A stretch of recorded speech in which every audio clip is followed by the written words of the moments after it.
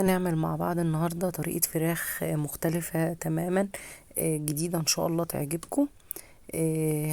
هنعمل الاول البهارات مع بعض. هنجيب فلفل اسود رشة، طبعا معلقة من البابريكا، معلقة من بهارات الفراخ، معلقة شطة.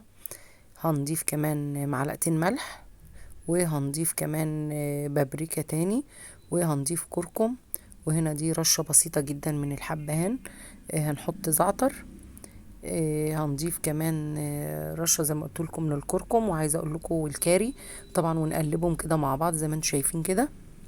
وبعدين هنجيب الفرخه، وده طبعا رشه من الثوم البودر، حاجه بسيطه جدا. بعد كده احنا هنجيب بقى الفرخه كده، عايزين نجيب الفرخه حوالي كيلو ونص، او يعني ما تكونش كبيره. طبعا انا عايزه اقول لكم ان الفرخه دي كانت كبيره فخدت سوا كتير.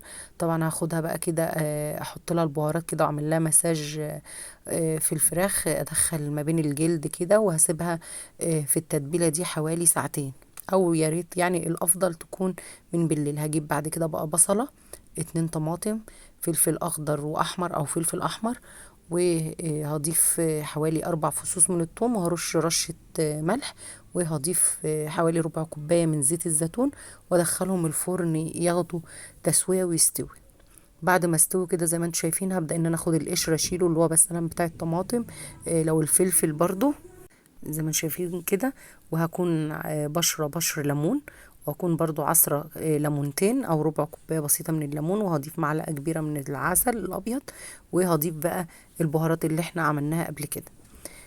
هضرب كل ده بالهاند كده، واحط معلقة من الكاتشب او صلصة الطماطم. وهجيب برضو الفراخ بقى بعد ما قعدت حوالي ساعتين او 3، ويا ريت لو قعدت في التتبيله اكتر بيبقى افضل طبعا. هبدا بقى ان انا ادخل الصوص اللي انا عملته ده، ادخله ما بين الجلد واللحم كده، واحطها في جميع الجوانب، واحاول ان انا افتح الوراك كده، اعملها بالسكينه كده، وادخل فيها التتبيله. وطبعا في الوقت ده بكون مشغله الفرن على اعلى درجه حراره، اللي هو يعني لو 200 نخليها على 200، لو 220 يبقى 220.